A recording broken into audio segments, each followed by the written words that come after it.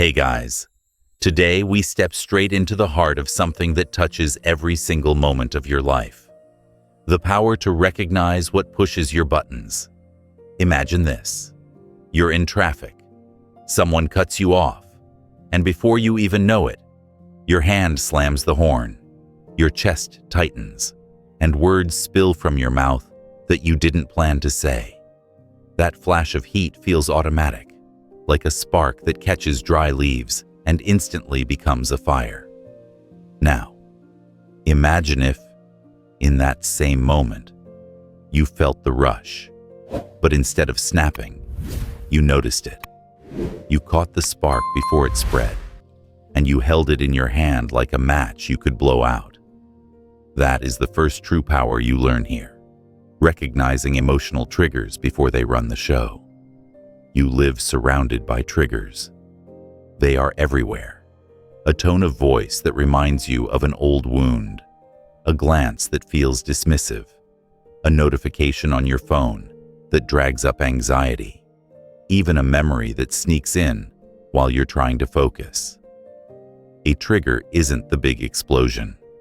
It's the small switch that sets everything into motion. When you start noticing that switch, your life begins to change. You no longer walk around being yanked in every direction by outside forces.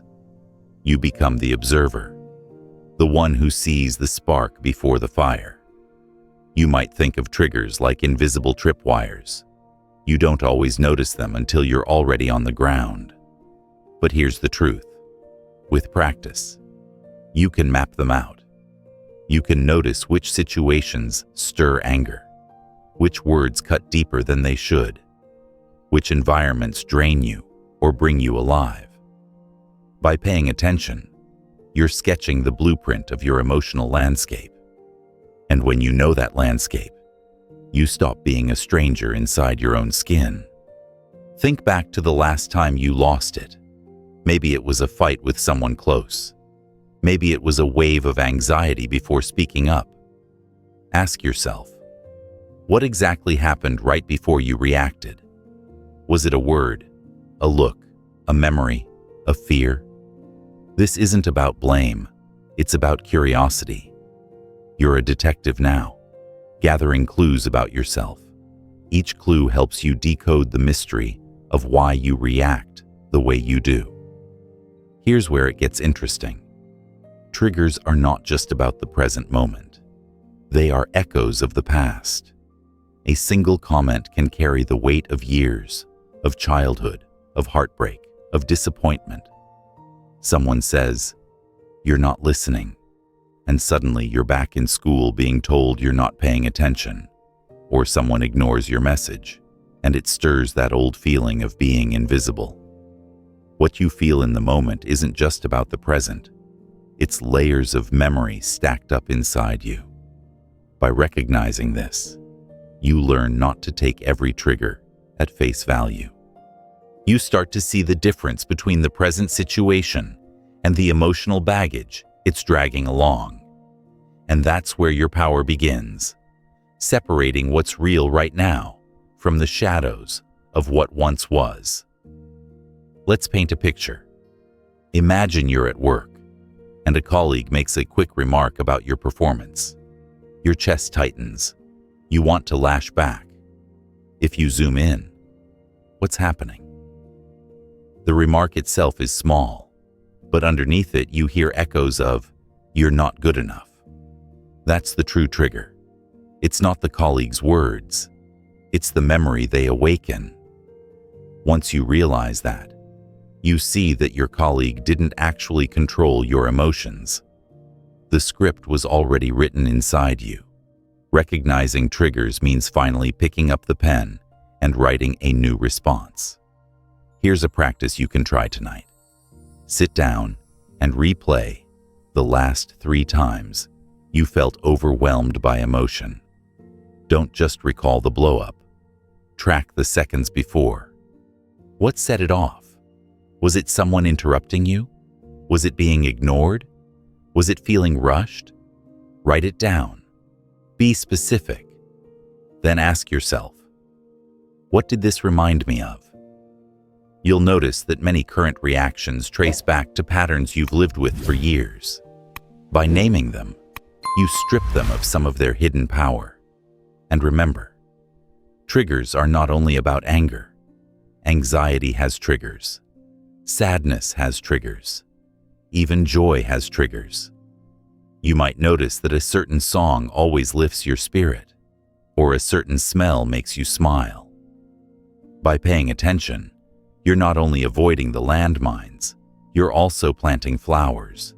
You're learning which triggers led to stress and which lead to peace. That awareness alone can transform how you shape your day. Picture your emotions like waves on the ocean. The trigger is the wind that stirs them. Without wind, the sea can stay calm. With wind, waves rise. You can't always control the wind, but you can learn to read it. You can sense when it's picking up and decide whether to sail, to anchor, or to ride it out. Most people live tossed around, blaming the waves. But you're starting to read the wind. Now, here's a truth that may sting. Sometimes your triggers reveal the places you still need healing. The reason certain comments hurt so much is because they touch a wound that hasn't closed. Instead of judging yourself for being too sensitive, you can see triggers as teachers. Each one points to a spot inside you that deserves attention, compassion, and care. A trigger doesn't mean you're weak. It means you're human, carrying experiences that shaped you. The power comes when you use that awareness to heal, not to hide. Let me ask you something. How many times have you promised yourself you wouldn't react, and then you did anyway? That moment of regret is familiar. You swear you'll do better next time. But doing better isn't about sheer willpower. It's about awareness. You can't change what you don't see. The first shift isn't to suppress your reactions. It's to shine a light on them. Imagine walking through a dark room full of furniture. You'll bump into things, trip, fall, turn on the light, and suddenly the path is clear. Recognizing triggers is turning on that light.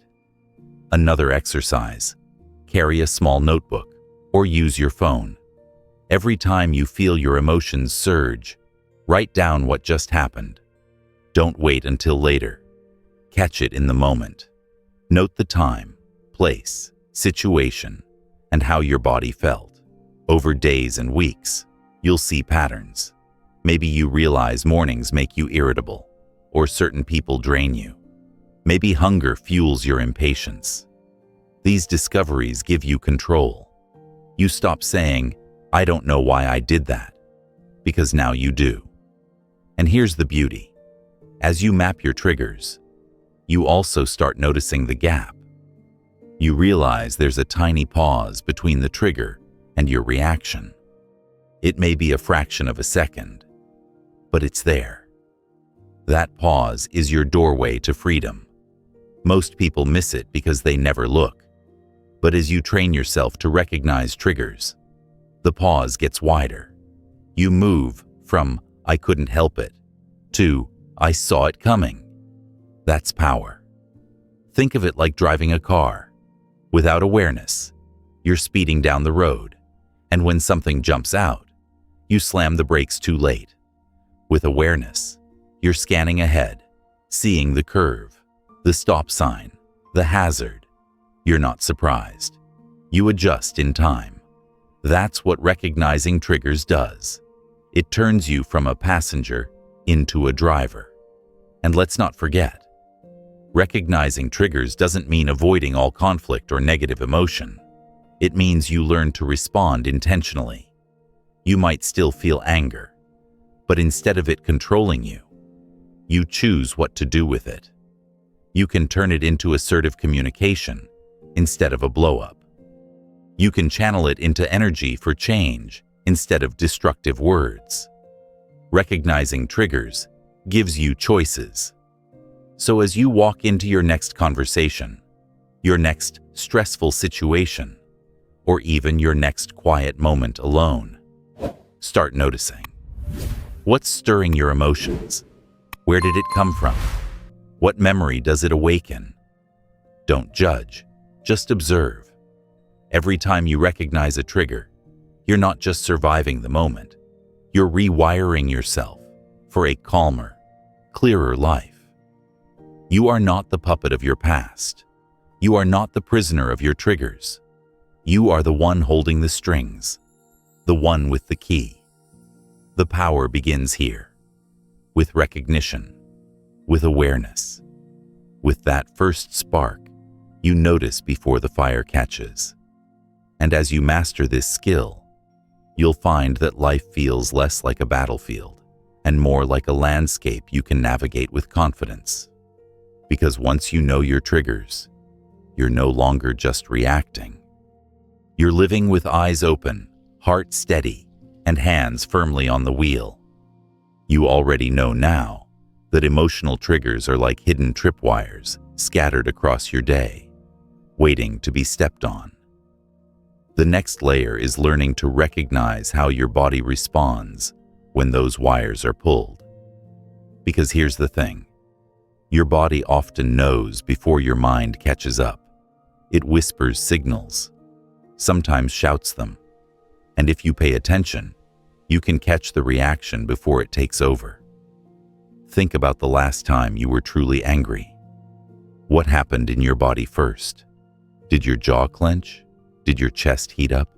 Did your pulse begin to race? These are not random sensations. They're your body's alarm system. Long before words leave your mouth or actions betray your calm, your body has already started the chain reaction. If you ignore those signals, you get swept away. But if you notice them, you can press pause before the storm fully forms. Let's be honest, most people walk through life disconnected from their bodies.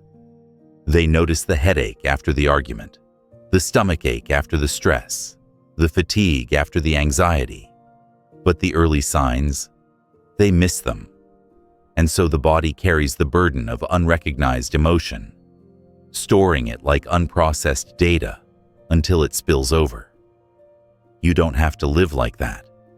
You can become fluent in the language of your body. And once you do, it's like having subtitles for your emotions. Picture your body as a dashboard filled with gauges, heart rate, breath, muscle tension, temperature, all are dials moving constantly. When emotion rises, the dials shift. If you learn to check the dashboard, you get information you can use. A racing heart doesn't just mean fear. It might also mean excitement. Butterflies in your stomach don't always mean danger. Sometimes they mean anticipation. By paying attention, you stop labeling everything as bad and start understanding the nuance of your inner world. There's a word for this: interoception. It means sensing what's happening inside your body. Athletes use it to gauge when to push or rest. Musicians use it to manage stage presence. You can use it to track your emotions. It's a skill, not a gift. The more you practice, the sharper it gets. And it begins with simply asking yourself, what is my body doing right now? Try it, right now. As you're listening, scan your body.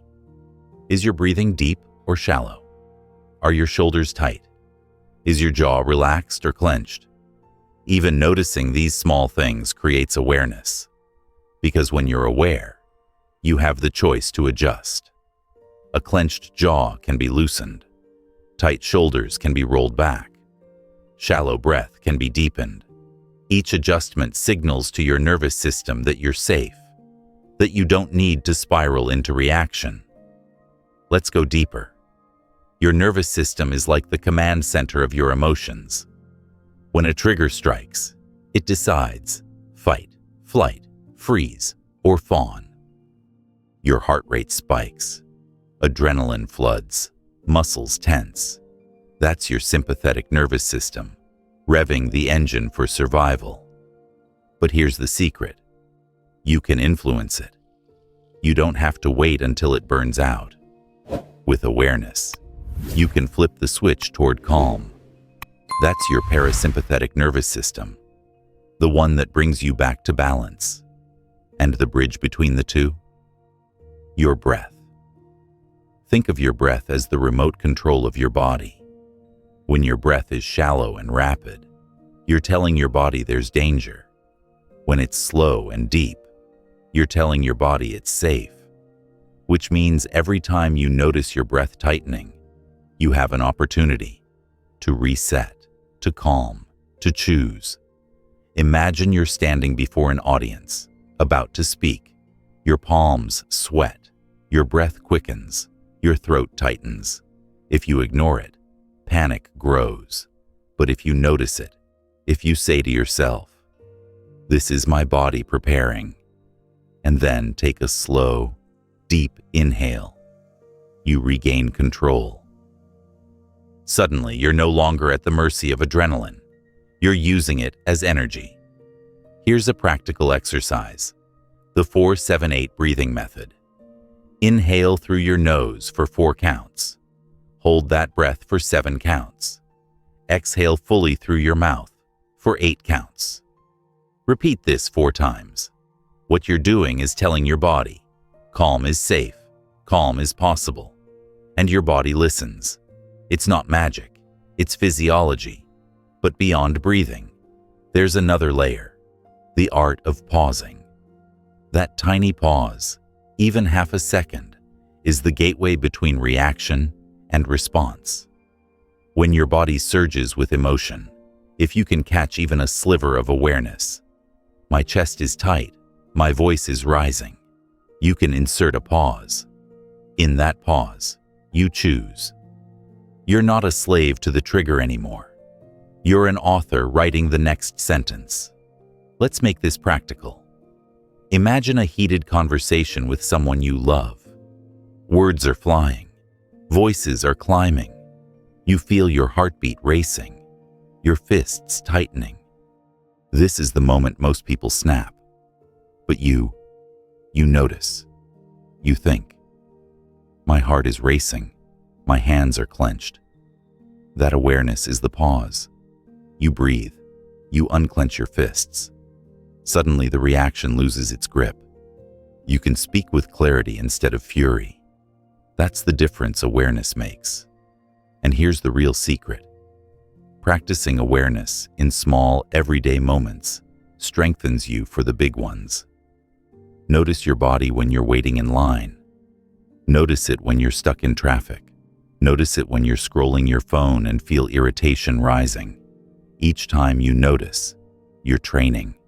You're building the muscle of awareness so that when a true storm comes, you're ready. Another tool, grounding. When emotions surge, anchor yourself in the present. Feel your feet on the floor. Notice the chair supporting you. Touch something with texture, the roughness of fabric, the smoothness of glass. Say silently, "I am here. I am safe." These grounding moves remind your body that the present moment isn't as dangerous as your nervous system believes. Let me give you an image. Imagine carrying a snow globe. When shaken, flakes swirl everywhere, obscuring the view. That's your body in a triggered state, chaos inside. But set the globe down, breathe, wait. Slowly the flakes settle and clarity returns. You can't force them to settle instantly, but you can stop shaking the globe. That's what noticing and pausing does for your body. Now, one of the most powerful shifts you can make is reframing your body's signals as allies, not enemies. A racing heart isn't betrayal, it's preparation. Sweaty palms aren't weakness, they're readiness. By changing how you interpret these cues, you shift from fear to empowerment.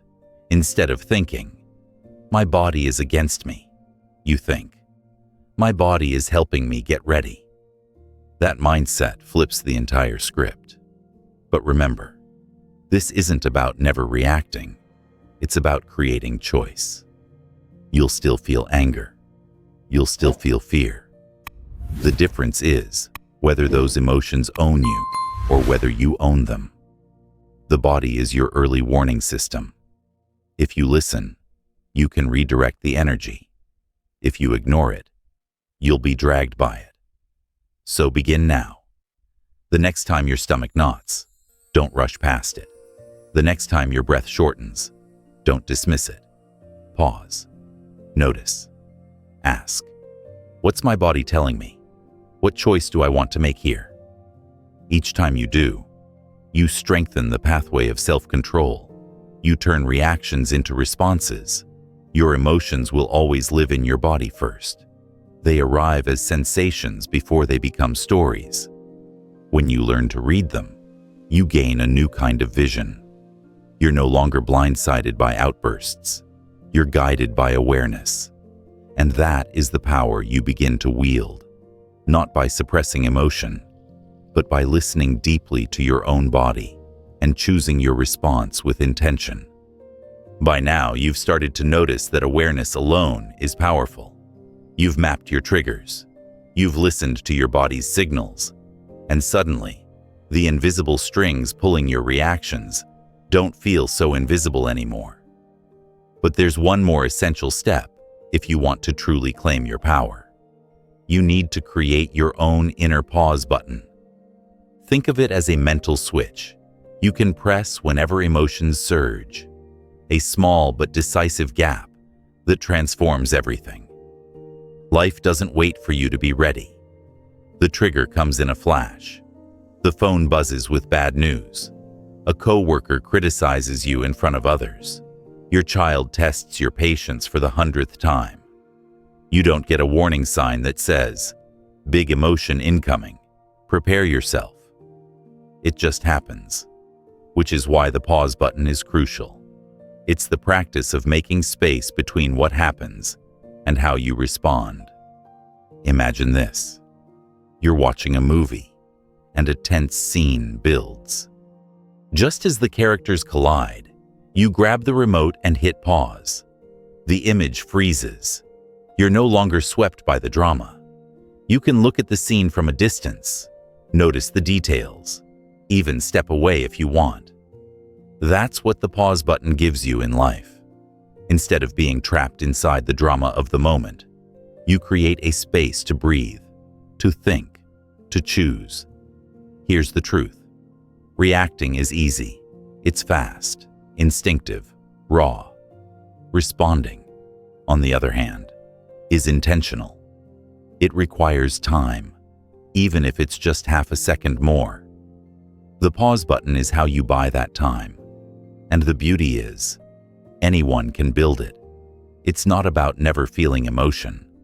It's about designing a buffer that allows your higher self to step forward before your impulse takes control. How do you build that buffer? Start small. The next time you feel irritation rising, before you speak or move, silently say to yourself, "Pause." That one word becomes the trigger for your pause button.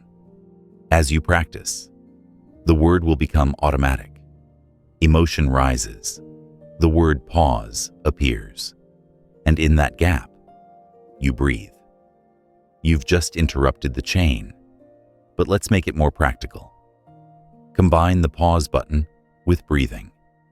When you feel the heat of anger or the quickening of fear, hit pause. Then take one slow breath. Just one. You'll be amazed at the difference a single breath can make. That moment is often enough to stop words you'll regret, to prevent actions you can't take back. Think of it this way. You can't always control the first spark of emotion, but you can control whether it becomes a wildfire. The pause button is like the fire break, a gap that keeps the flames from spreading. Here's an exercise to strengthen it. Set aside 5 minutes a day. Close your eyes and imagine common situations that usually trigger you. Someone cuts you off in traffic. Someone interrupts you mid-sentence. Someone criticizes you. As you imagine it, Feel the emotion rise in your body. Then, practice hitting pause. Say it silently. Pause. Take a breath. Feel the gap. Repeat. This rehearsal trains your mind to use the pause button in real life. You might wonder, does pausing mean bottling things up? Not at all. It's not about swallowing your feelings. It's about holding them for a moment so you can decide what to do with them. Think of it like catching a ball. Instead of letting it hit you in the chest, you catch it, hold it, and then choose how to throw it back. And yes, at first, it will feel awkward. You might only catch yourself after you've already reacted. That's okay. Each time you notice, you're strengthening awareness. Over time, the pause moves closer to the trigger, until one day you find yourself stopping right before you explode. That's progress. To make it stick, pair the pause button with a ritual. Maybe you touch your thumb and forefinger together as a signal. Maybe you place your hand over your heart. Maybe you whisper a calming phrase like, "I choose." These small rituals act like anchors, reminding you to pause even in the heat of the moment. Let's walk through a real-life scenario. You're in a meeting, presenting your idea, and someone cuts you off with a harsh critique. Instantly, your chest tightens, your thoughts race, and the urge to defend yourself surges. Without a pause button, you might snap back, your voice sharp, your face flushed. But with practice, here's what happens. The critique lands. You feel the surge. You silently say, pause. You take a slow breath. Maybe touch your fingers together. In that breath, clarity arrives. Instead of lashing out, you respond calmly. I hear your point. Let's explore it. The difference? You've kept control, protected your dignity, and steered the conversation in a constructive direction. Think about how many arguments could be softened, how many mistakes avoided, how many regrets spared, simply by pausing. That 1 second is often the difference between escalation and resolution, between chaos and calm. Another perspective, the pause button isn't just for negative emotions. It works for positive surges too. Excitement, joy, passion. These can also lead to rash decisions, if not tempered. Pausing gives you a moment to ensure you're acting with wisdom, not just impulse. Maybe it stops you from overspending in a rush of enthusiasm, or from agreeing to something you don't have time for. Pausing protects you across the spectrum of emotions. Here's a metaphor. Your life is like music. Without pauses, it's just noise. The rests between notes are what create rhythm, beauty, and flow. The pause button is how you bring rhythm into your reactions, turning noise into harmony. As you continue to practice, you'll notice something profound. The pause button doesn't just change your reactions, it changes how you see yourself. You begin to realize that you are not your emotions. You are the one observing them, choosing what to do with them. That realization is freedom. So start today. Build your pause button. Practice in small moments. Use it in big ones. Pair it with breath, with ritual, with awareness. And remember, the pause isn't weakness. It's strength. It's the mark of someone who lives intentionally, who chooses clarity over chaos, response over reaction. And every time you press that inner button, you're not just controlling a moment. You're reshaping your future, one pause at a time. Now that you've practiced noticing your triggers, reading your body's signals, and even creating a pause button, you're ready to take the next leap, living with mindful presence. Because awareness is powerful, but if it's only something you remember in crisis, you'll always feel like you're playing catch-up. To truly master your emotions, You need mindfulness to weave itself into the fabric of your daily life. So, what does mindfulness really mean here? Not sitting on a cushion for hours or chanting words you don't connect with. At its heart, mindfulness is simply paying attention, fully, deeply, right here, right now, without rushing to judge, resist, or fix. It's choosing to be where your feet are, instead of being pulled into the fog of what already happened, or the storm of what might come next. Imagine walking through a park. Normally, your mind is replaying an argument or planning tomorrow's tasks. You see trees, but you don't see them. You walk, but you don't feel the ground. Mindfulness is the shift from drifting to dwelling. It's letting yourself hear the crunch of the gravel, see the play of light through leaves, breathe in the air as if it's the first breath you've taken today. This presence isn't small, it's revolutionary. Because when you are fully present, triggers lose half their power. Think about it. Most emotional explosions happen because your mind isn't in the present. A remark stings because it echoes an old wound. A small delay rattles you because you're projecting into a fearful future. But when you're anchored in now, you see events more clearly. You respond to what is, not what your past or imagination insists it means. You've already glimpsed mindfulness in the pause button. That half-second gap was mindfulness in action. Now imagine stretching that sense of awareness across your entire day, waking up with it, carrying it into conversations, letting it guide you through work, rest, and even boredom. That's the life-changing promise of mindful presence. Start small. The easiest place to practice mindfulness is in things you already do. When you eat, notice the texture, the flavor, the way your jaw moves. When you shower, notice the water, the warmth, the scent of soap. When you listen to someone speak, notice their eyes, their tone, the pauses between their words. This isn't complicated, but it is rare. Most people are ghosts in their own lives, drifting through without really inhabiting the moments. You don't have to be one of them. And don't confuse mindfulness with passivity. Being mindful doesn't mean letting people walk all over you or ignoring injustice. It means you're more awake, more tuned in. You're less likely to lash out blindly because you've trained yourself to actually see what's happening. In fact, mindfulness sharpens your strength. It lets you stand firmer, speak clearer, act more intentionally. Here's a tool: mindful breathing. We touched on this before, but let's deepen it. Choose one time each day to simply sit, close your eyes, and follow your breath. Inhale slowly. Notice the air filling your lungs. Exhale. Feel the release. When your mind wanders, and it will, gently bring it back. Even 5 minutes of this can reset your nervous system, clearing away the clutter. Think of it as a daily tune-up for your emotional engine. But mindfulness isn't only for quiet moments. It's for the chaos too.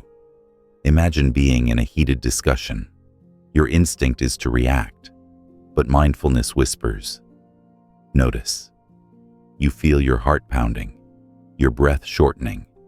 You don't fight it. You observe it. That observation alone slows the spiral. The conversation shifts because you stayed grounded instead of swept away. Another doorway into mindfulness is movement. Walk without headphones. Feel each step, the shift of weight, the rhythm of your body. Or try stretching slowly, noticing the sensations. For some, stillness feels intimidating. If that's you, let movement be your meditation. Mindfulness isn't about how you do it. It's about whether you are truly there while doing it. And here's something most people forget. Mindfulness can be playful. Watch a child absorbed in building blocks, a dog chasing a ball, a musician lost in a melody. That's mindfulness. Full presence. No self-judgment. You can taste this in laughter, in creativity, in flow. The more you allow it, the less room there is for overthinking and overreacting. You'll also notice that mindfulness builds gratitude almost automatically. When you pause to taste your food, you appreciate it more. When you truly listen to a friend, you value them more. Gratitude isn't something you force. It blooms naturally from presence. And gratitude, in turn, softens your reactions. It's harder to explode when your heart is steady with appreciation. Here's a practice. Choose 3 mindfulness bells in your day. Not literal bells, but cues. For example, every time you touch a door handle, you pause for 1 mindful breath. Every time your phone buzzes, instead of instantly reacting, you inhale and exhale once. Every time you sit down, you notice your posture. These little bells bring you back, over and over, until presence becomes a habit.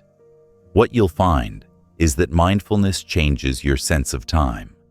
Instead of rushing through hours, you feel them. A conversation stretches, not in length, but in depth. A walk feels fuller. Even moments of silence carry weight. This shift doesn't just control your emotions, it enriches your life. Of course, it won't always be easy. Your mind will resist. It will pull you into distractions, into worries, into endless what-ifs. That's normal. The goal of mindfulness isn't to stop thoughts, but to notice them without being dragged. Imagine your mind as a sky and your thoughts as passing clouds. You don't chase clouds. You don't fight them. You notice them, let them pass, and return to the vastness of the sky. That sky, calm, spacious, unshaken, is your mindful presence. So carry this with you. When tension rises, anchor in your breath. When stress mounts, feel your feet. When joy appears, savor it fully. Mindfulness is not a side practice. It's the art of living awake. And the more awake you are, the less you'll be controlled by automatic reactions. Instead, you become the calm eye at the center of every storm, seeing clearly, choosing wisely, and living fully. You've tasted the grounding power of mindfulness, and now it's time to step even deeper into the core of your own being, developing self-awareness. If mindfulness is the act of staying present in each moment, self-awareness is the practice of shining a light on the patterns that run beneath those moments. It's about seeing yourself, not just in snapshots, but in the bigger picture. Your habits, your repeated emotional loops, the subtle ways you move through the world without realizing it. Think of self-awareness as holding up a mirror, not the kind that shows you hair or clothes, but the kind that shows you your inner state. Most people avoid this mirror. They prefer to focus on others, on circumstances, on excuses. But without the mirror, they stay strangers to themselves. You're different. You've chosen to look.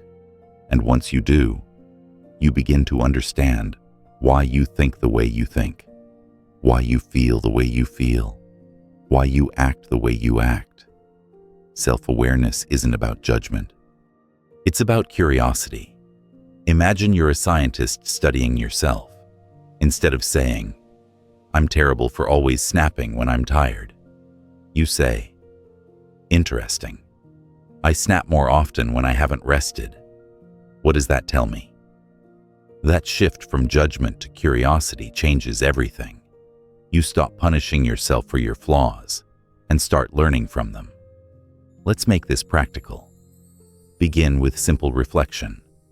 At the end of each day, Ask yourself, when did I feel most alive today? When did I feel most drained?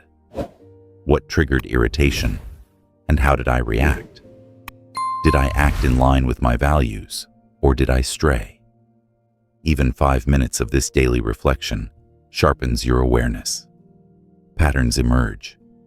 Maybe you see that conversations with certain people always bring up insecurity, or that skipping meals fuels your anxiety, or that late nights make you sharper with loved ones. These aren't random accidents. They're signals. Once you see the patterns, you can work with them instead of stumbling blind. Self-awareness also means acknowledging both strengths and weaknesses. You might think it's only about noticing where you fall short, but that's only half the picture. You need to see where you shine, too. Maybe you're patient in crisis. Maybe you're creative in problem solving. Maybe you're a good listener. When you know your strengths, you can use them as anchors. When you know your weaknesses, you can support them with strategy. Self-awareness makes you whole. Not perfect, but whole. Here's a tool: journaling. Not the kind where you write pages of polished thoughts, but quick, raw notes. Write down what you felt, why you think you felt it, what you did next. Don't edit, don't polish, just record. Over time, you'll see yourself on paper, clearer than memory can ever show. And here's another: feedback. Ask trusted people. What's it like to be around me when I'm stressed, when I'm calm, when I'm at my best? It takes courage to ask, but the insights can be life-changing. Often others see patterns you miss. Of course, not all feedback is accurate, but even noticing your reaction to feedback deepens your awareness. If criticism makes you bristle, that reaction itself is worth studying.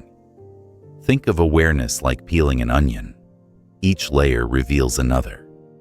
At first, you might just notice surface habits. I scroll too much before bed. Then you peel deeper. I scroll because I'm avoiding the loneliness I feel at night. Peel deeper still. I avoid loneliness because it reminds me of past rejection. With each layer, you see not just what you do, but why you do it. That why is where change begins. But don't mistake self-awareness for endless analysis. The goal isn't to get lost in overthinking. It's to notice, to understand, and then to act differently. Awareness without action is just watching yourself on repeat. Awareness with action is transformation. Let's bring this to life. Picture yourself in traffic again. A car swerves in front of you. You feel the rush of anger, the urge to shout.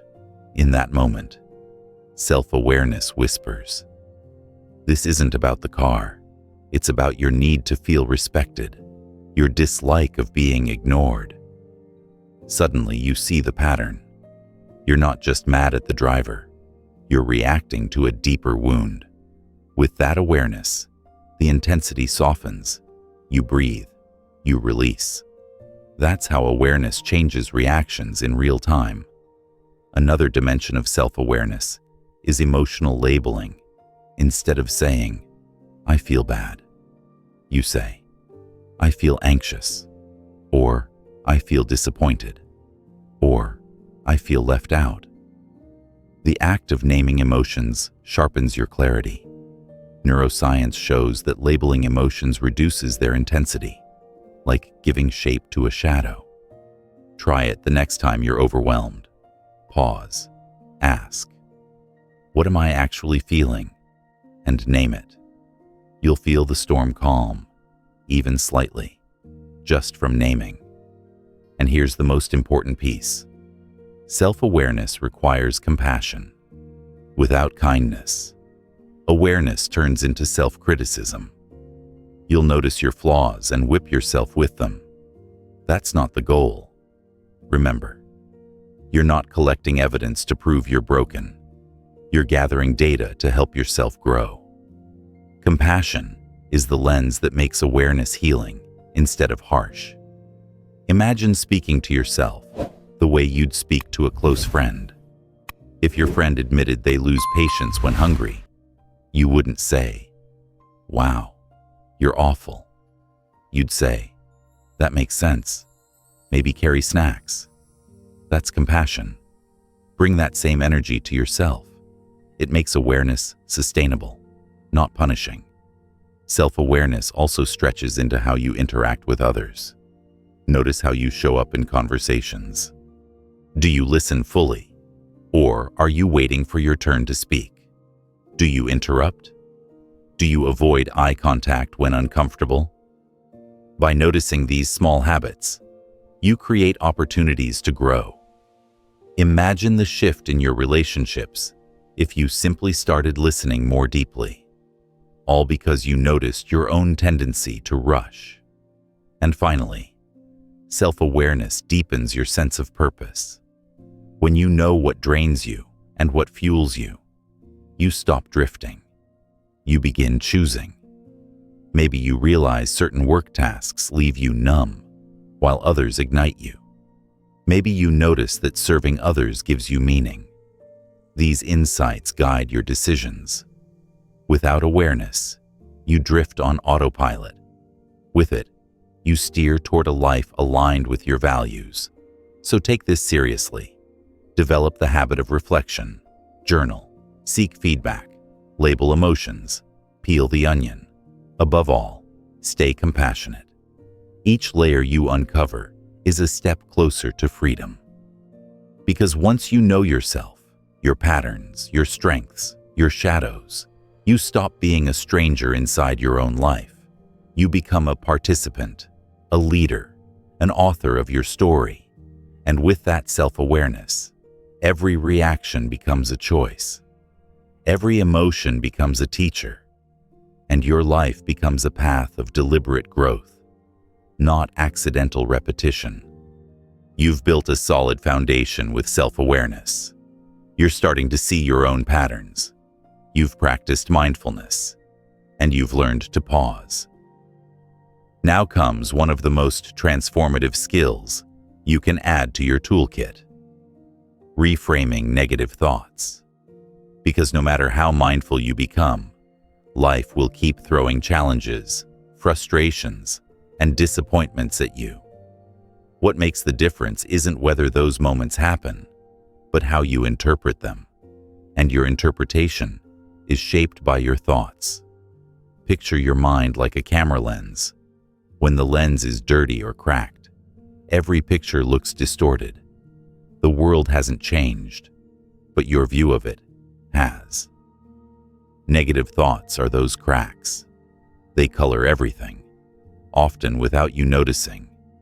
Reframing is like cleaning the lens, adjusting the angle, choosing a perspective that helps you see more clearly. You're not denying reality. You're shifting your interpretation so it empowers you instead of draining you. Let's start with an everyday example. You're stuck in traffic. The thought flashes, "This always happens to me. I'll be late. Everything is ruined." That thought tightens your chest, fuels irritation, maybe even sparks anger at other drivers. But what if you reframed it? This traffic gives me a chance to breathe, to listen to a podcast, to reset before I arrive. Same traffic, different story. One story drains you, the other steadies you. This is the essence of reframing.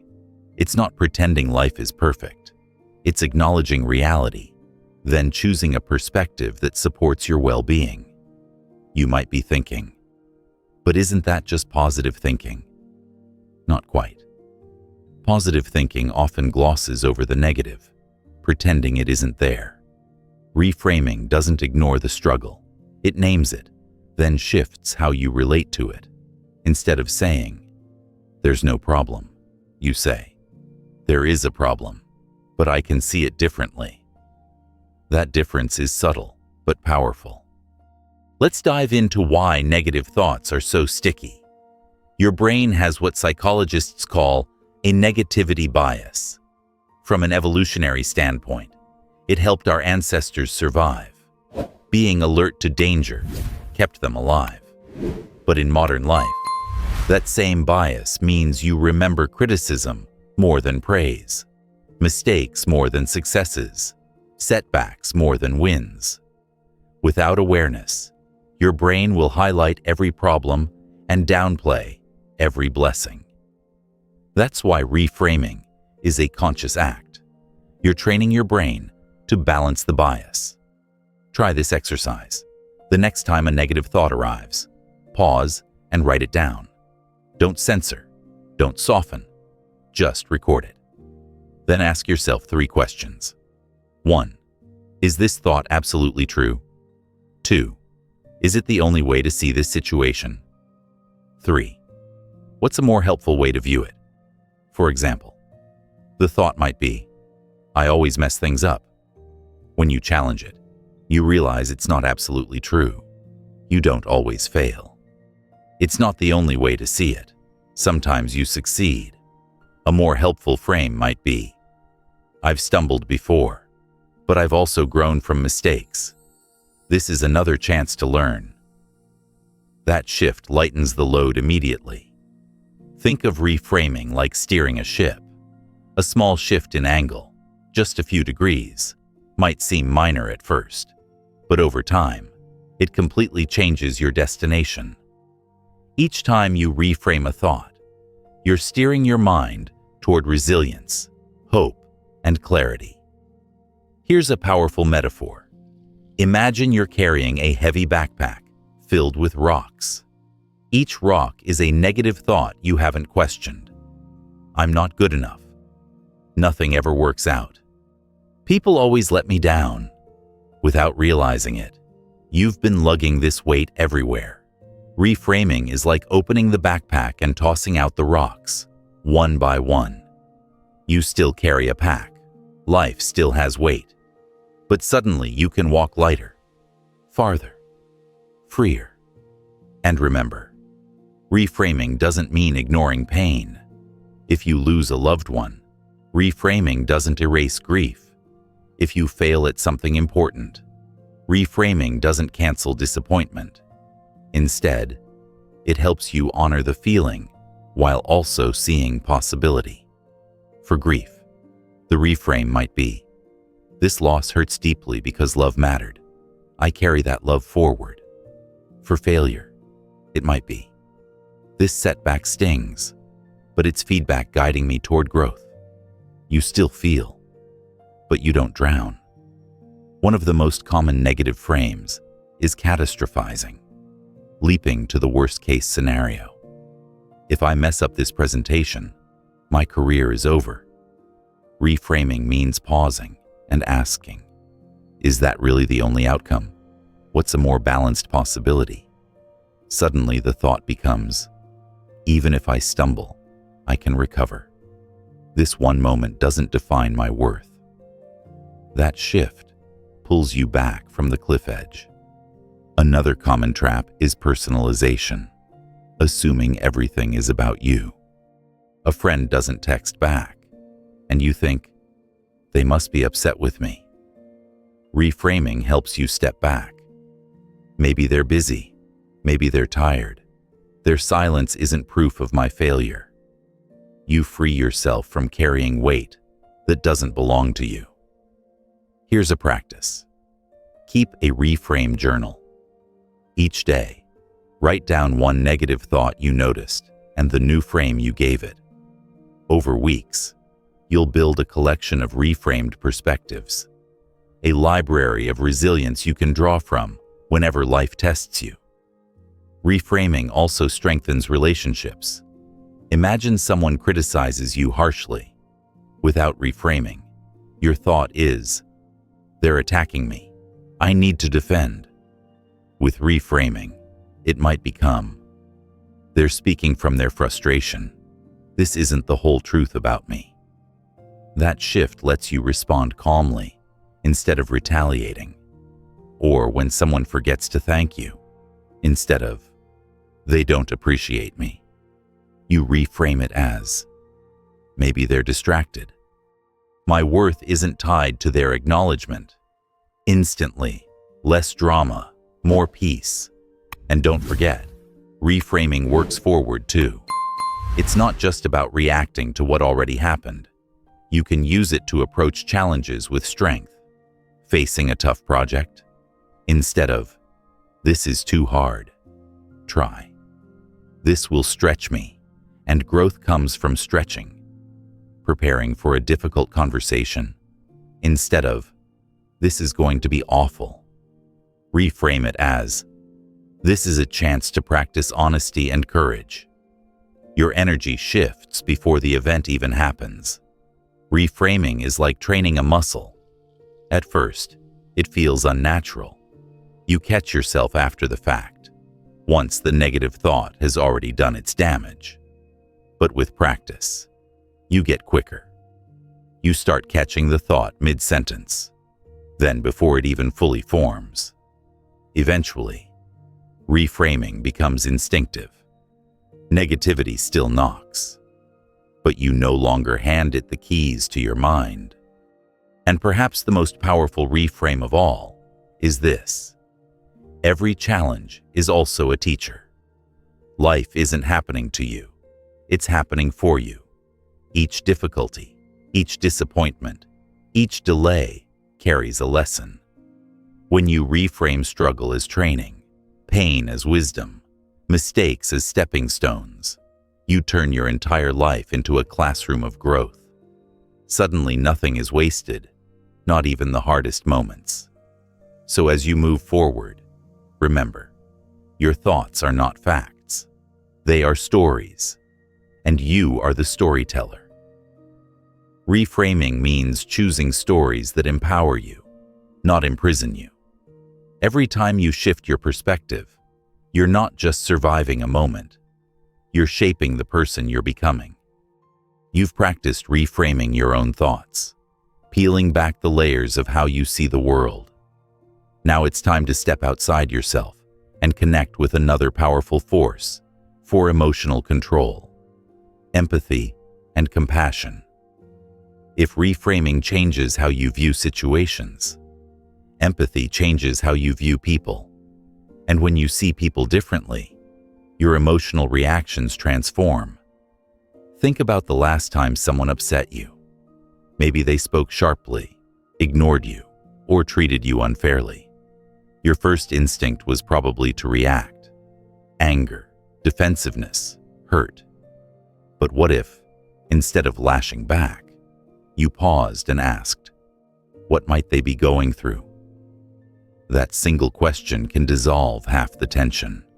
Because when you look beyond the surface of someone's behavior and imagine the struggle underneath, you respond from understanding instead of impulse.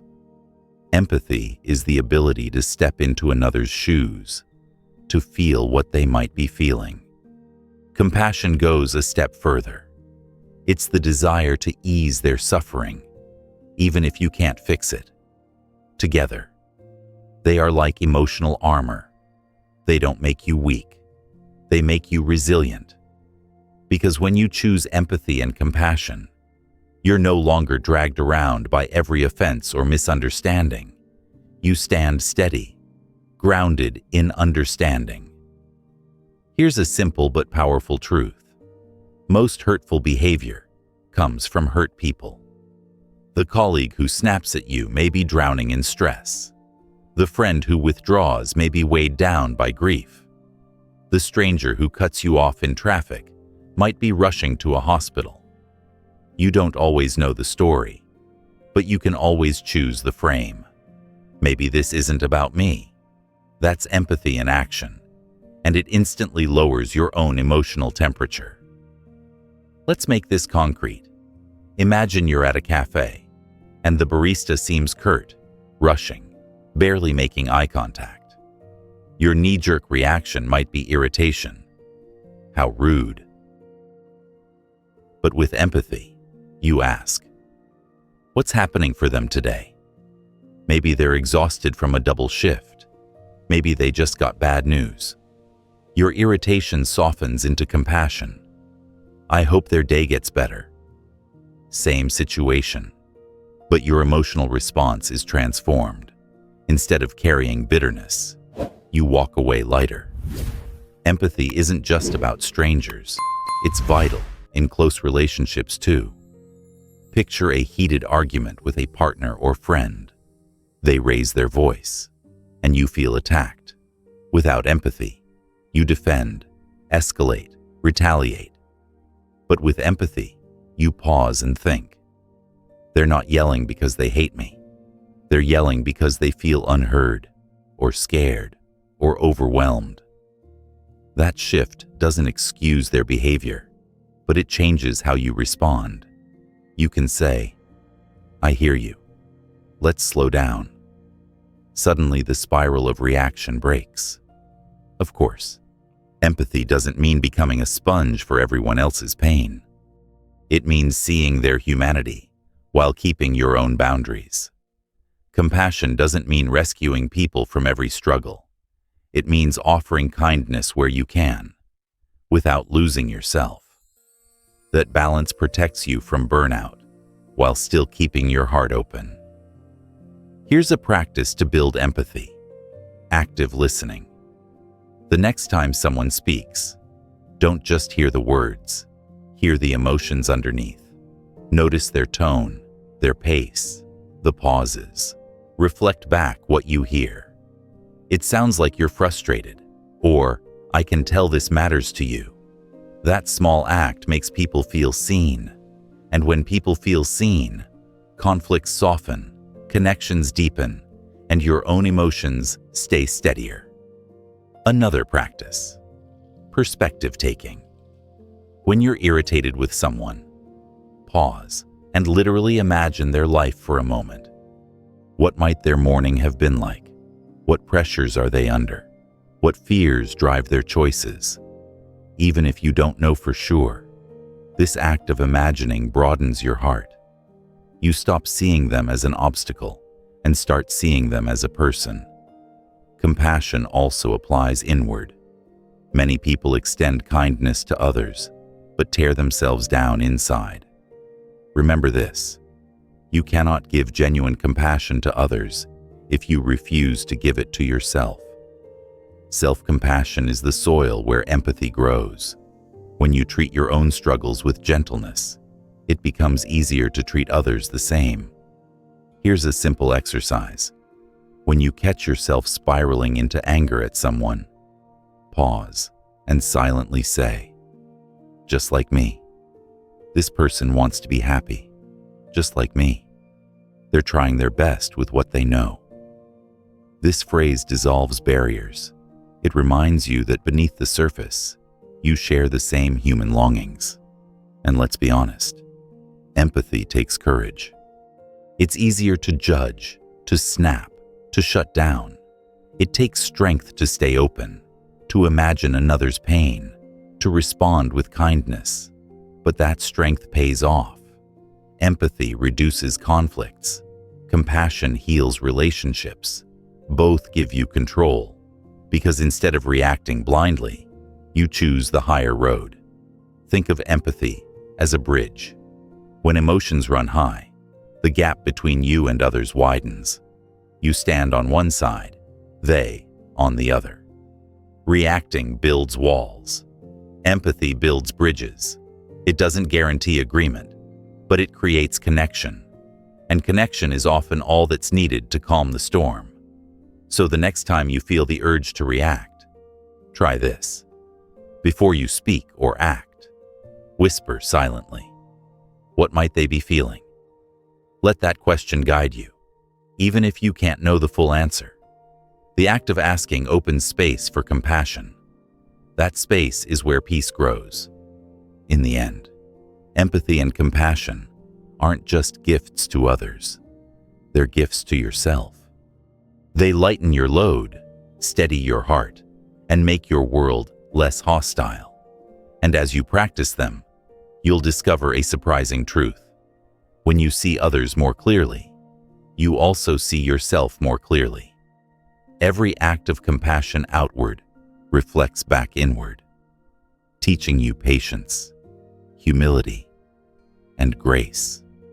You've begun to practice empathy and compassion, seeing how stepping into another person's perspective softens your own reactions. The next step in mastering emotional control is taking responsibility for your reactions. This is the moment where you stop pointing outward, at the traffic, at your boss, at your partner, at life's curveballs, and start turning inward. Because as long as you believe other people made you angry, anxious, or upset, you'll remain powerless. The truth is simple but often uncomfortable. Your reactions belong to you. They're your responsibility. Let's break this down. Something happens. An event, a word, a look. That's the trigger. Then your body responds. Tight chest, racing heart, heat in your face. That's your physiology. And then comes the choice point. Do you react automatically, or do you respond intentionally? That final step, the one that determines the outcome, is yours. Nobody else presses that button. They may light the fuse, but you decide whether the firecracker explodes. Owning this truth doesn't mean blaming yourself for every strong emotion. It means claiming your power. If you don't own your reactions, you're always at the mercy of circumstances. The driver cuts you off, and your mood is ruined. Your coworker criticizes you, and the whole day feels wasted. But when you take responsibility, you realize the trigger is external, but the explosion is optional. And that shift from blaming to owning is the doorway to freedom. Think about how often people say things like, "You made me so mad," or "She stressed me out," or "He ruined my mood." At first glance, it feels true, but look closer. What actually happened is this. Something outside you stirred something inside you. The reaction came from you. And if it came from you, that means you have the ability to shape it. That's not weakness. That's power. Here's a metaphor. Imagine your emotions are like a steering wheel. If you hand the wheel to every person you encounter, of course you'll end up off track. One insult sends you swerving left. One compliment sends you swerving right. You're a passenger in your own car. But when you take the wheel back, when you say, "My reactions are mine," you drive your own path. Owning your reactions starts with honesty. Be willing to say, "I chose to yell. I chose to withdraw. I chose to blame." At first, it may sting, but notice how empowering it feels compared to, "They made me do it." Because if someone else made you do it, you're helpless. If you chose it, you can choose differently next time. Responsibility is the foundation of change. Here's a practice. Whenever you feel triggered, instead of saying, "They made me," reframe it as, "I felt and I reacted by." For example, I felt dismissed and I reacted by raising my voice. This small language shift anchors responsibility where it belongs, in you. It doesn't excuse others' behavior, but it puts you back in control of your own. And taking responsibility also means facing the consequences of your reactions. If your anger hurts someone, own it. Apologize. Make amends. Not because you're weak, but because you're strong enough to repair what your reaction damaged. That courage builds trust with others, and even more importantly, with yourself. You prove that you can handle your emotions with maturity. Let's walk through an example. Imagine you snap at a loved one after a long day. Your instinct might be to say, "Well, you provoked me," or "I was just tired." But responsibility sounds different. "I was exhausted, and I chose to take it out on you. That wasn't fair. I'm sorry." Notice the difference? The first deflects. The second owns, and owning heals. But here's the beauty. Responsibility doesn't just heal after the fact. It prevents damage in the first place. When you remind yourself, this reaction is mine to choose, you insert a pause. You think, do I really want to say this? Do I want to live with the fallout? Responsibility slows you down enough to choose wisely. Another layer of responsibility is proactive care. If you know hunger makes you irritable, eat before important conversations. If you know fatigue makes you sharp, rest when you can. If you know scrolling late at night fuels anxiety, set a boundary with your phone. Owning your reactions isn't just about what happens in the heat of the moment. It's about setting yourself up for success. And yes, sometimes you will still react poorly. You'll still snap, sulk, or withdraw. Responsibility doesn't mean perfection. It means that even in failure, you own it. You reflect, you learn, you repair. Each stumble becomes fuel for growth instead of evidence of defeat. Here's a powerful question to carry with you. Is this reaction aligned with the person I want to be? Every time you pause to ask, you strengthen the link between responsibility and identity. You stop acting out of impulse and start acting out of intention. And let's be clear, taking responsibility doesn't mean excusing harmful behavior from others. If someone disrespects you, hurts you, or crosses boundaries, their actions are still theirs to own. Responsibility means you don't let their behavior dictate your own.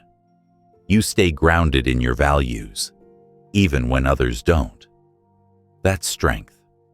Imagine the ripple effect if more people lived this way. Arguments would de-escalate, relationships would deepen, workplaces would run smoother. Why? Because instead of everyone blaming everyone else, people would look inward first.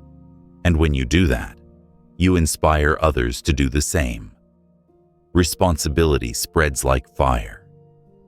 But this time, it's a fire of clarity, not destruction. So as you go forward, remind yourself daily, your reactions are your choice. The world may push, but you decide how far.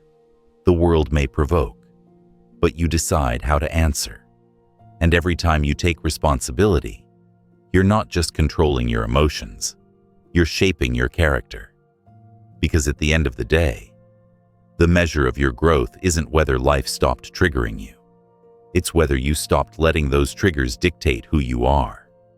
Owning your reactions gives you control in the moment. But life isn't just a series of isolated moments. Storms come that last weeks, months, sometimes years. Stress piles up. Disappointments sting. Unexpected changes knock the wind out of you.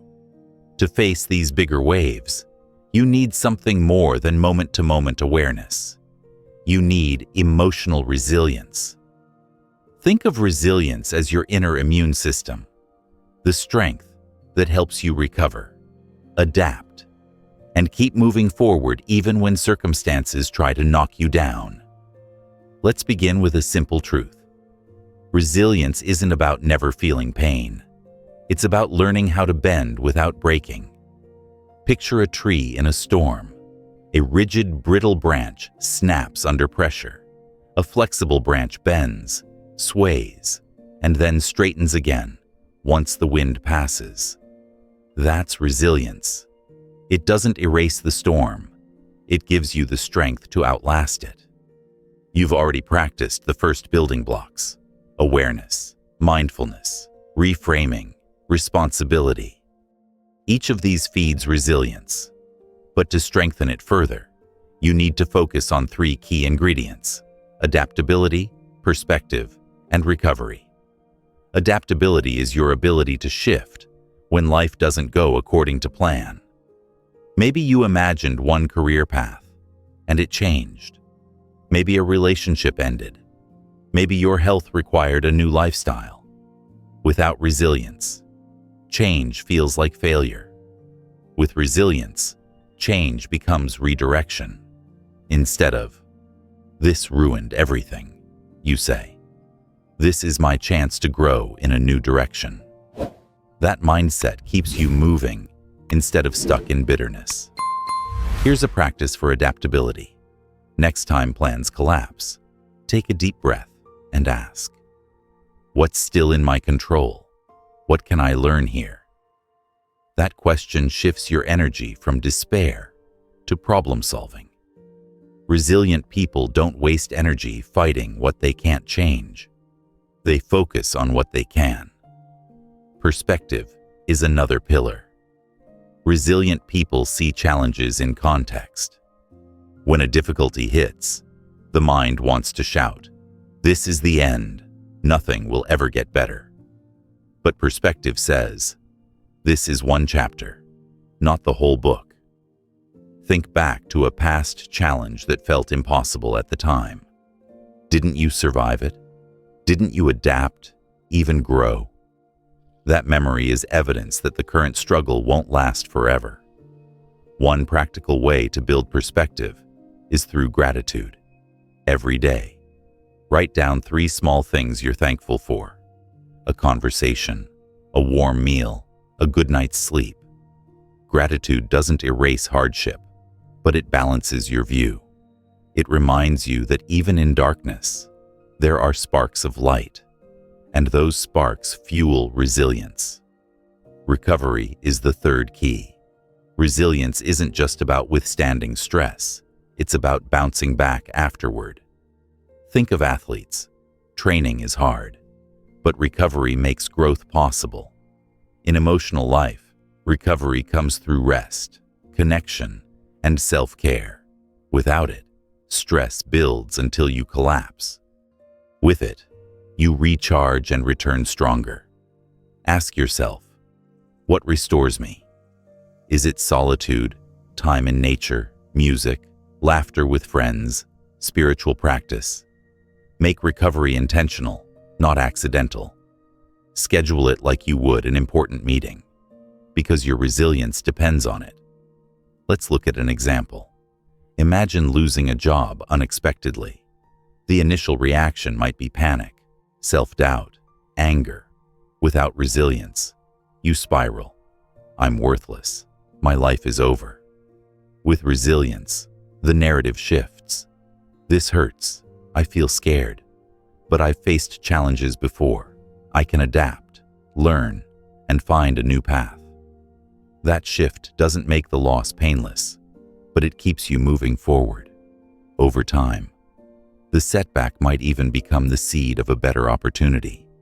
That's the magic of resilience, turning pain into growth. And resilience isn't just for big crises, it's for daily stress. 2. A tough meeting, a child's tantrum, a broken appliance. Each is a chance to practice. Think of it like training your muscles. Small weights prepare you for heavier loads. Each time you face stress with calm instead of collapse, you're building resilience for the bigger storms. Another truth: resilience isn't built in isolation. Connection is a powerful shield. People who have supportive relationships bounce back faster. Don't confuse resilience with doing everything alone. Asking for help, leaning on friends, sharing your struggles. These are acts of strength, not weakness. Resilience is about knowing when to stand tall alone and when to link arms with others. Here's a metaphor to hold on to. Resilience is like a spring. Pressure pushes it down, but it doesn't stay crushed. The spring returns, often stronger for the stretch. That's you. Life may compress you, but with resilience, you don't stay down. You rise. And let's not forget the role of hope. Resilience thrives on hope, even fragile hope. The belief that things can improve, that you can adapt, that tomorrow holds possibility. This keeps you going when circumstances are heavy. Cultivate hope deliberately. Read stories of resilience. Remind yourself of your past victories. Speak affirmations like, "I can handle hard things," or "This will pass." Hope is fuel. Without it, resilience withers. With it, resilience grows. Finally, recognize that resilience isn't something you're born with or without. It's a skill, a habit, a way of living. Every time you choose to breathe instead of explode, to reframe instead of despair, to rest instead of burn out, you're building it. Over time, you'll notice what used to shatter you now only shakes you. What used to paralyze you now only pauses you. That's progress. So, as you step into the storms of life, remember, resilience doesn't make you invincible, but it makes you unbreakable. You may bend, but you will not break. You may stumble, but you will not stay down. Because resilience is your proof that no matter what comes, you can rise again. Wiser, steadier, stronger. You've built resilience, learning to bend and recover instead of snapping under pressure. Now let's turn to a practice that may be one of the hardest, yet most liberating parts of emotional mastery. Forgiveness. Not the shallow kind you say, just to move on, but real, deep forgiveness. The kind that untangles you from resentment and gives your heart back its space to breathe. Because holding on to grudges doesn't only weigh down your relationships, it poisons your inner world and steals your emotional control. Think about a time someone hurt you. Maybe it was betrayal, harsh words, neglect, or dishonesty. The wound felt sharp then. But notice what happens when you carry it for months or years. Every time you remember, the anger resurfaces. Every time their name comes up, your chest tightens. The wound may have closed on the surface, but the resentment keeps scratching it open. And who suffers most? Not them. You. Your energy drains. Your peace evaporates. Your emotions remain tethered to a past moment you can't change. Forgiveness is not about excusing the wrong. It doesn't mean what happened was okay. It doesn't mean you have to forget or reconcile. Forgiveness is for you. It's saying, "I refuse to let this wound keep controlling me." It's cutting the emotional chain so you can walk free. Here's an analogy. Holding on to anger is like carrying a burning coal, hoping the other person gets burned, but you're the one clutching it. Forgiveness is finally setting it down. Your skin can heal, your hands can open, your energy can return. Of course, forgiveness is easier said than done. The mind resists. It says, "If I forgive, they win. If I forgive, I look weak. If I forgive, it means I'm okay with what they did." None of that is true. Forgiveness doesn't erase justice. It doesn't mean trust is restored. It simply means you value your peace more than your grudge. Let's explore how forgiveness actually works. Step 1. Acknowledge the pain.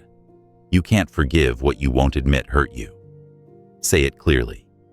What they did caused me anger, sadness, or betrayal. Be honest with yourself. Pretending it didn't matter only buries the wound deeper. Naming it is the beginning of healing. Step 2. See the bigger picture. This doesn't excuse them, but it helps loosen resentment. Ask yourself, why might they have acted that way? Often people hurt others from their own wounds, fears, or ignorance. Maybe they lashed out because they were insecure. Maybe they abandoned because they didn't know how to love. Maybe they betrayed because they were broken themselves. Again, this doesn't make it right, but it makes it human. And seeing their humanity makes forgiveness possible. Step 3. Make the choice. Forgiveness isn't a feeling, it's a decision.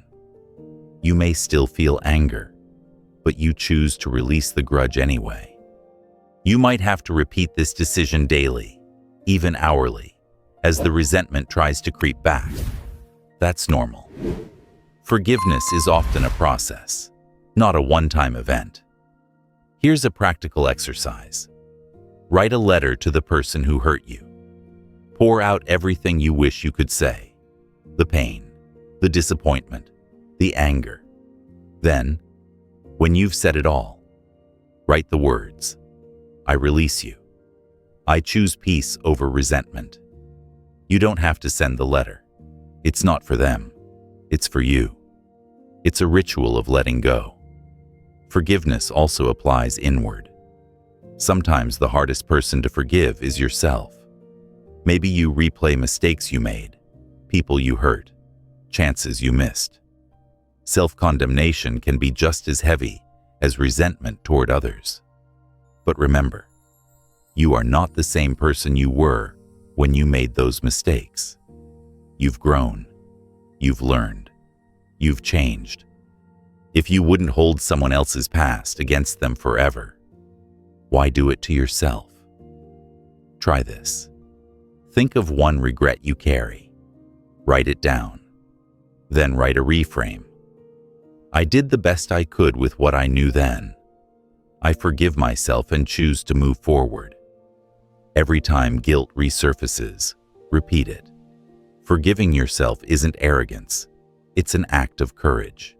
Because until you forgive yourself, you'll never feel free enough to fully live. Forgiveness, whether toward others or yourself, is a declaration. My peace matters more than my pain, and peace is priceless. With it, you think more clearly, love more deeply, live more fully. Without it, even good days feel heavy. One thing to remember: forgiveness doesn't mean forgetting boundaries. If someone repeatedly harms you, forgiveness doesn't mean giving them endless access to your life. You can forgive in your heart and still set firm limits. In fact, healthy boundaries make forgiveness sustainable. You let go of the resentment, but you protect yourself wisely. Let's visualize this. Imagine you're holding a rope, pulling hard in a tug-of-war with the past. The harder you pull, the more tension you feel. Forgiveness isn't winning the tug-of-war. It's dropping the rope. Suddenly, the strain is gone. Your hands are free. You can walk forward instead of being anchored backward. Now, think of the ripple effect forgiveness can create. Families healed because one person let go. Friendships restored because someone chose peace. Inner lives transformed because someone stopped reliving old pain. You could be the one to start that ripple, not because others deserve it, but because you deserve peace. Forgiveness isn't weakness. It's one of the strongest acts you can perform. Anyone can hold a grudge. It takes courage to release it. And when you do, you discover a freedom so light, so healing. It feels like stepping into sunlight after years in the shadows. So carry this truth with you. Forgiveness doesn't change the past, but it transforms your present. And your present is where your power lives.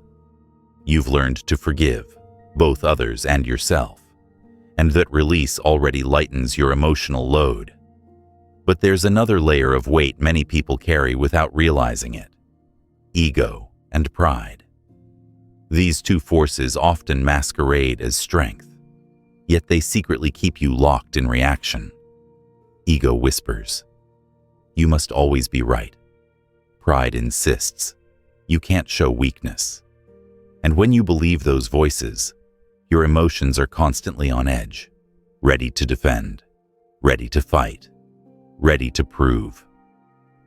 Letting go of ego and pride is not about lowering yourself. It's about lifting the weight that keeps you from peace. Think about the last argument you had. How much of your anger came from the actual issue, and how much came from ego? Maybe you weren't just upset about what was said. You were upset about not having the last word. Maybe you weren't just hurt by criticism. You were hurt because pride couldn't accept being wrong.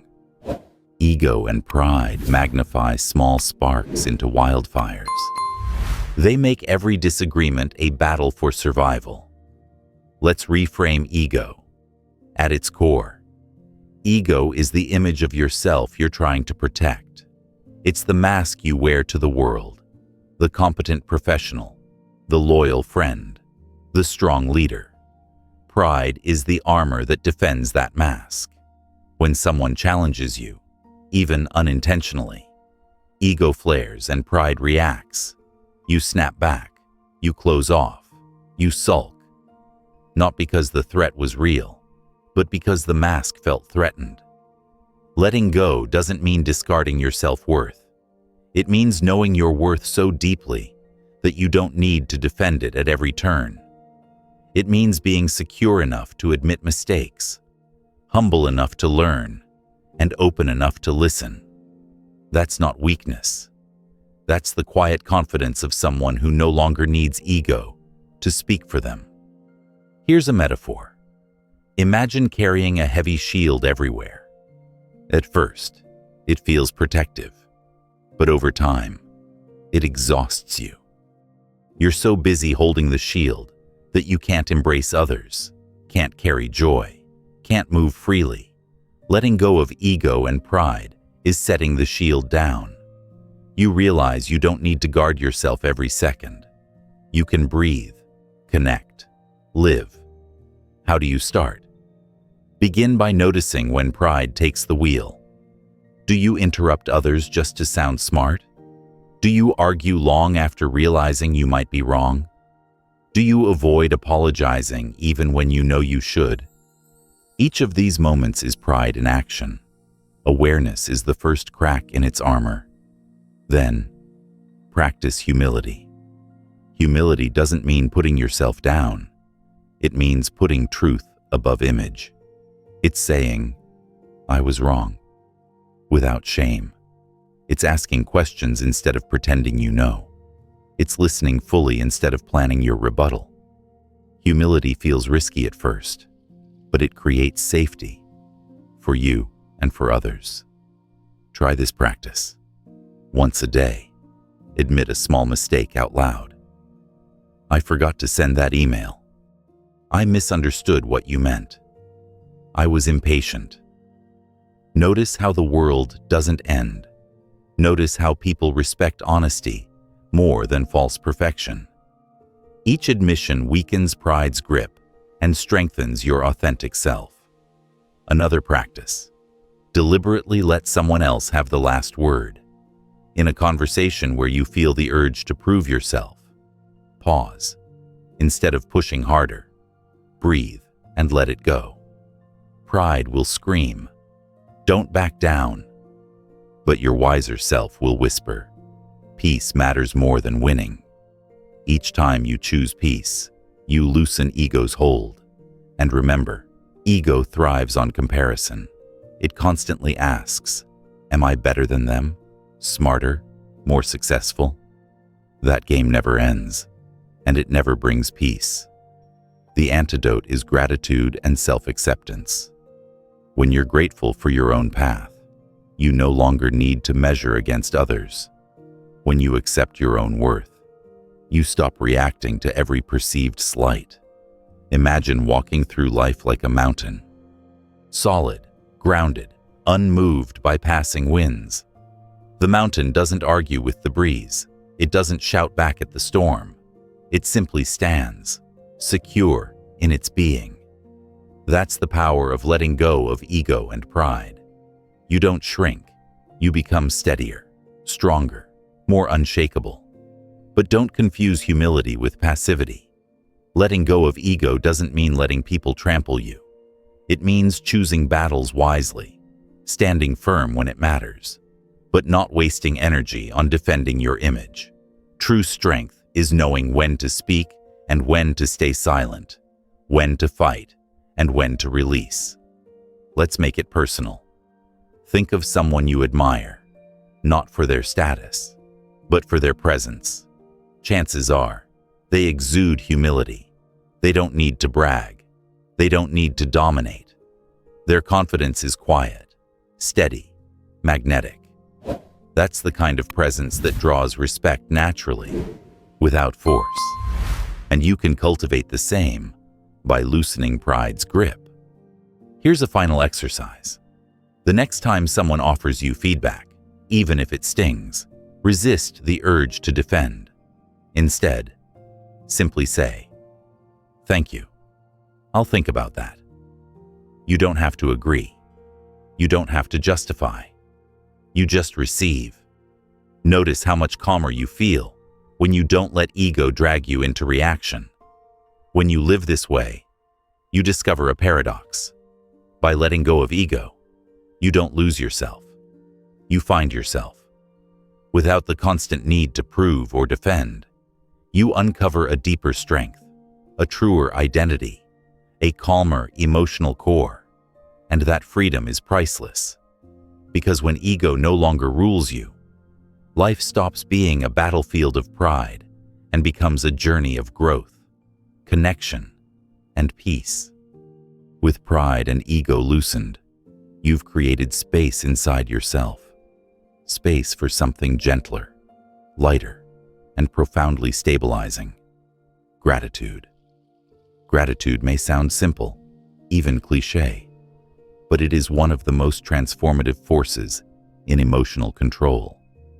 Where anger contracts the heart, gratitude expands it. Where fear narrows your vision, gratitude widens it. When you train yourself to focus on what you appreciate instead of what you lack, your entire emotional landscape shifts.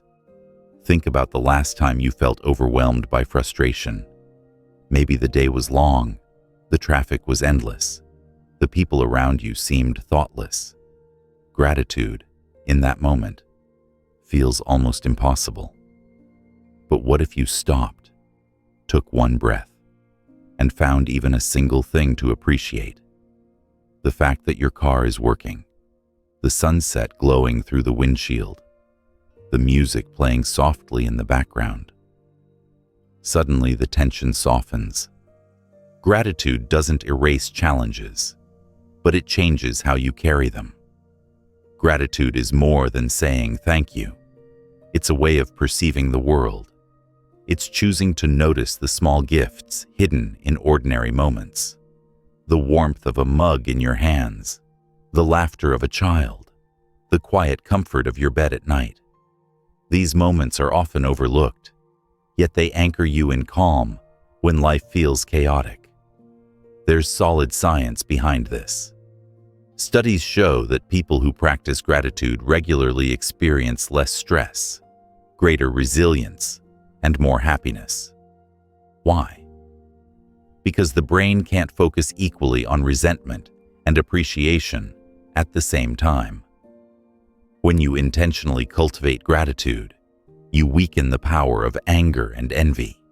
It's like changing the station on a radio. The noise of negativity fades as the music of thankfulness fills the air. Here's a practice to begin. Every evening, write down 3 things you're grateful for. They don't have to be big. In fact, the smaller, the better. The smile of a stranger, a meal you enjoyed, the way sunlight fell across your floor. Over time, this rewires your brain to scan for positives instead of threats. Your mind becomes a magnet for appreciation instead of complaint. Another exercise. Gratitude letters. Think of someone who has influenced your life for the better. A teacher, a friend, a family member. Write them a letter explaining how they impacted you. Even if you never send it, the act of expressing gratitude strengthens your emotional balance. If you do send it, you may give them a gift they'll cherish forever. Gratitude also works in the heat of emotional moments. The next time you feel anger rising, pause and ask, "What in this moment can I be thankful for?" It might feel forced at first, But even something as small as, "I'm thankful I have the strength to feel deeply," or "I'm grateful I can choose my next words," shifts your emotional state. Gratitude pulls you back into perspective, and gratitude isn't just about people or events. It's about yourself, too. Often, we focus on flaws and failures, but gratitude toward yourself builds self-respect. Say to yourself, "I'm grateful for my persistence. I'm grateful for my creativity. I'm grateful that I keep showing up." This practice quiets self-criticism and strengthens your emotional stability. Here's a metaphor. Gratitude is like light flooding a dark room. The darkness doesn't vanish because the walls disappear. It vanishes because light fills the space. Gratitude is that light. It doesn't deny the hard parts of life. It simply refuses to let them dominate your vision. Gratitude also deepens relationships.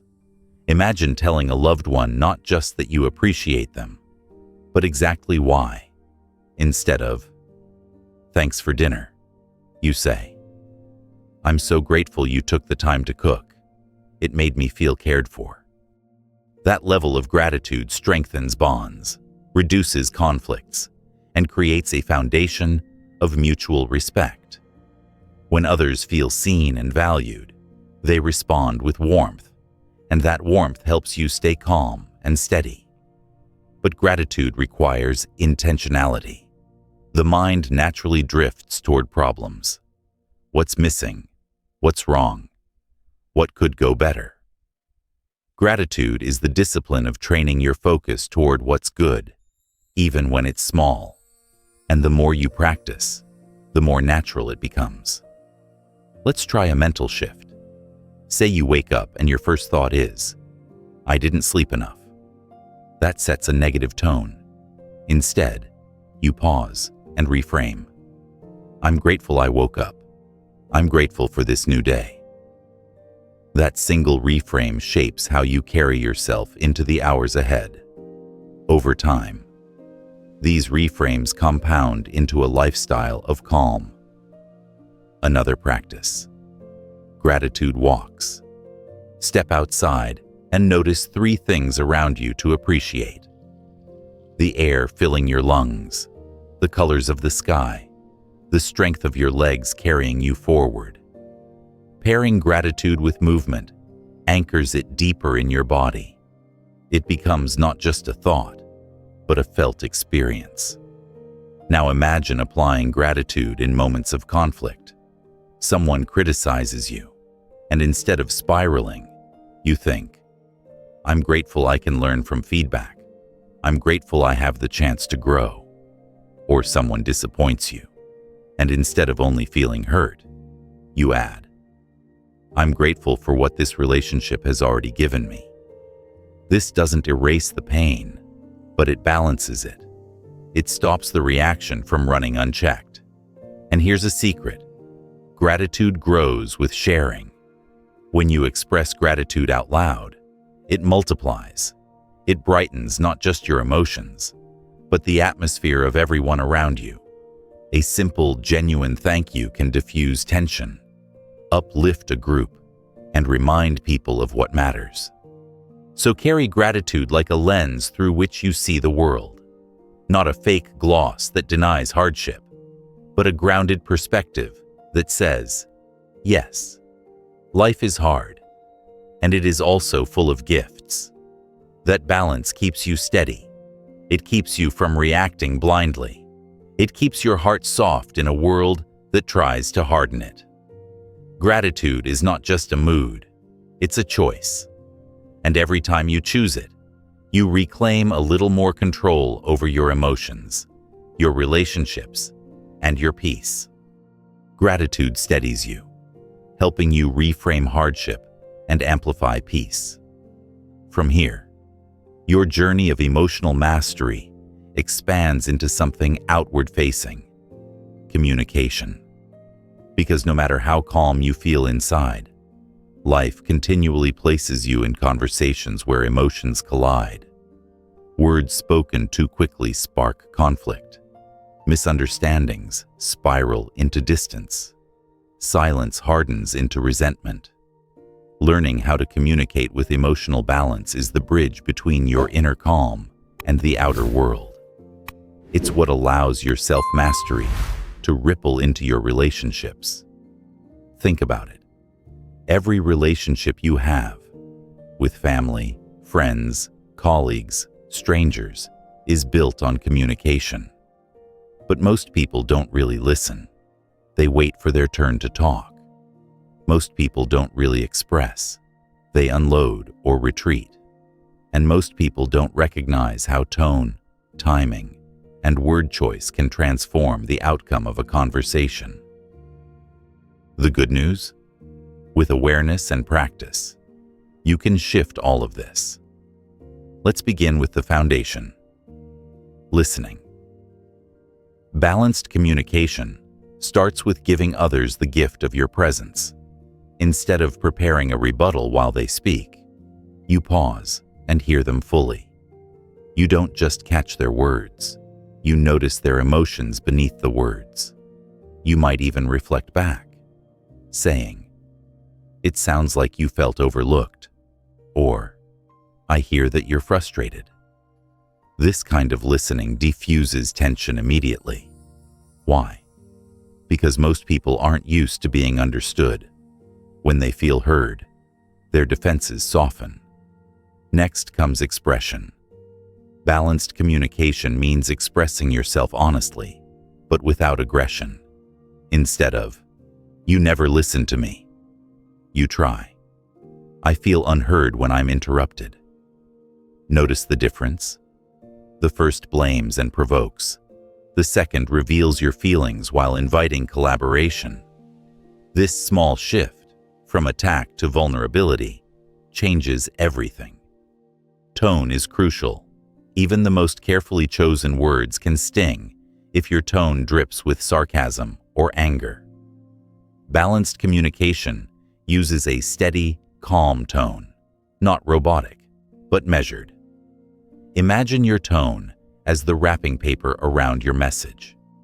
Do you want your words to arrive like a sharp dagger or like a thoughtful gift? The tone decides. Timing matters too. Some conversations fail not because of the words, but because of the moment they're spoken. If someone is stressed, exhausted, or distracted, even gentle words may spark irritation.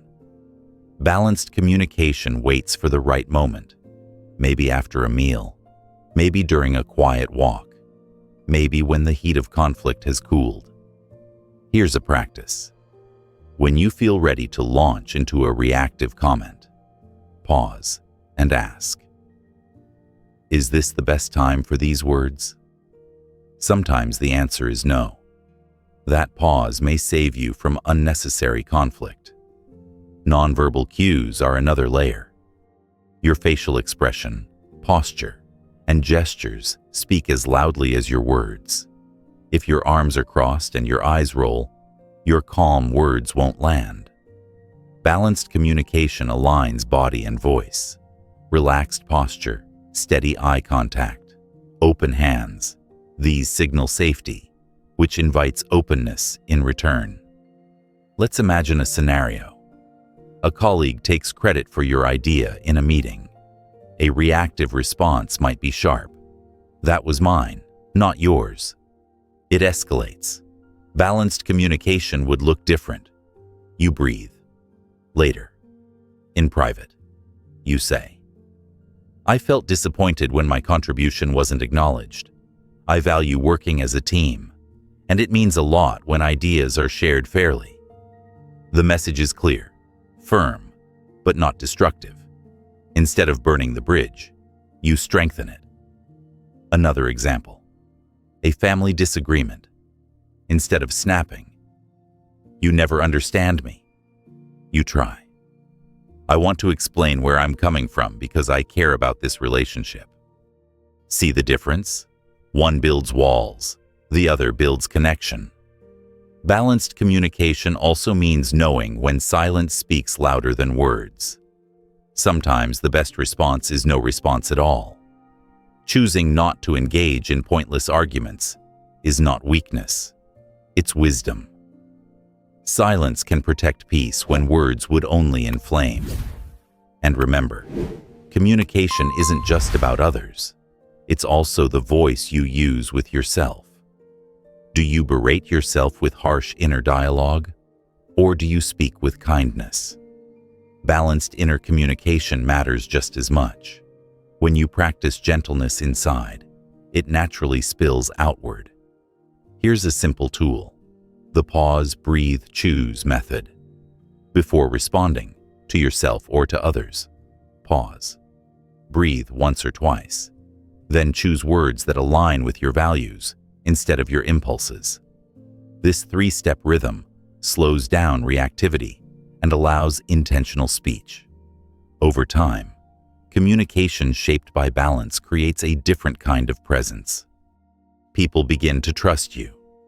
They know you won't explode unpredictably, nor will you withdraw completely. They sense that you're steady, approachable, grounded. That reputation becomes its own shield. People treat you with more respect because you consistently treat them with calm clarity. Communication, when practiced this way, becomes more than an exchange of words. It becomes an extension of your emotional mastery. Every conversation is an opportunity to practice patience, to show compassion, to reinforce boundaries, to deepen connection. And each time you choose balance over reaction, you reinforce the person you're becoming: steady, wise, resilient. So, as you continue this journey, remember, your words are powerful tools. They can cut, or they can heal. They can divide, or they can unite. When guided by calm, gratitude, and awareness, your words stop being weapons of reaction and start becoming bridges of connection. You've walked through this entire journey, learning how to step back from reactivity and step into choice. Along the way, you've recognized your triggers, understood the body's signals, pressed pause instead of lashing out, and cultivated tools like mindfulness, reframing, forgiveness, and gratitude. Each practice was another piece of armor, not the heavy kind that walls you off, but the light and flexible kind that lets you move through life with calm clarity. Think back to where you started, perhaps quick to anger, easily thrown off by stress, or weighed down by grudges. Now you've practiced pausing, breathing, and responding. You've built resilience. You've softened ego's grip. You've strengthened communication. You've learned that conflict doesn't have to be destructive, and that gratitude can shift an entire day. This is emotional mastery, not as perfection, but as progress. One choice, one pause, one breath at a time. So let this truth settle in. You are the master of your emotions, not the other way around. You don't need to wait for circumstances to calm down before you feel peace. You can carry peace within you. When storms rise, you stand as the eye of the storm, steady, present, unshaken. Thank you for giving your time, your attention, your heart to this journey. Let these practices live beyond the words you've heard. Carry them into your mornings, into your conversations, into the moments when you're tested. Each time you choose not to react, but to respond, you reclaim a little more of your freedom. And as you close this audiobook, remember, calm is not passive. Calm is powerful, and it is yours, always.